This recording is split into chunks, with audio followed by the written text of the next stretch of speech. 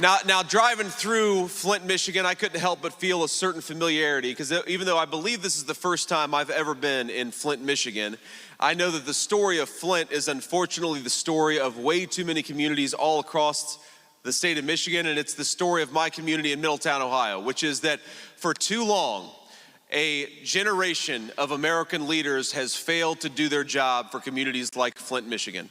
For too long, we have been left behind, we have been ignored, we have been neglected. We have had a generation of American leaders who have shipped American jobs overseas and brought in millions upon millions of illegal aliens. Well, in just tomorrow, that is gonna stop, because when we bring Donald J. Trump back to the White House, we're gonna put our citizens first.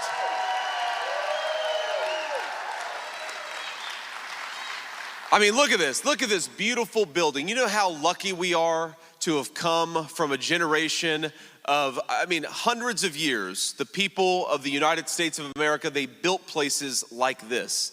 I'm overwhelmed by it. You know, you go all different places when you run for vice president of the United States, but we're driving downtown Flint, and all I could think is, St. Paul's Episcopal Church. We know St. Paul's Episcopal Church. I'd never seen it before in my life. I drove by it on the way out here, and I thought, we have the most beautiful country in the world. And for hundreds of years, Americans built beautiful buildings because we wanted our citizens and our people to be surrounded by a reminder that we have the capacity in the United States of America to do great things. We are descended from the people who, with pocket calculators and slide rulers, built rockets to go to the moon. We are descendants of people who built this beautiful building, who built all of these wonderful structures in Flint, Michigan. But unfortunately, a generation of leaders like Kamala Harris have decided that we don't need to make enough of our own stuff in the United States of America anymore. And we know the consequences of it. We know that a generation of middle-class Americans lost their jobs.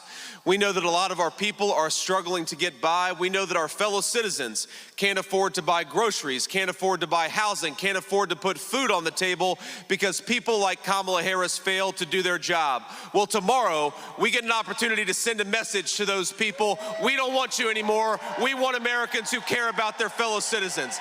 That's what Donald J. Trump offers.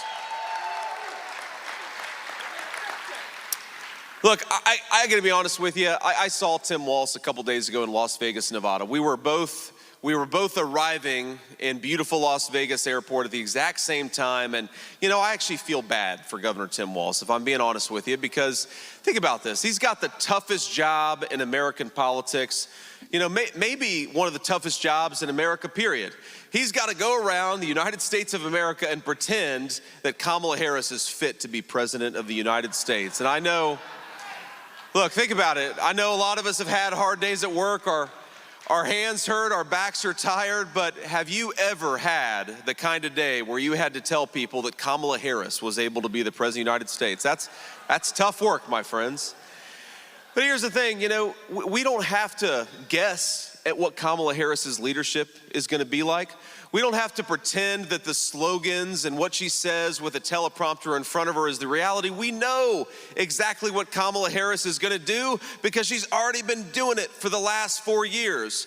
And what is the consequence of Kamala Harris's leadership? What does Tim Walz have to go around America and pretend that Kamala Harris has been doing? Well, we know that thanks to Kamala Harris and trillions of dollars of new spending, our fellow citizens can't afford to buy groceries, that gas prices are up by 45%. Did you see the jobs report that came out just a couple of days ago? 28,000 private sector jobs that we lost. 46,000 American manufacturing jobs lost in the United States of America. But you know who actually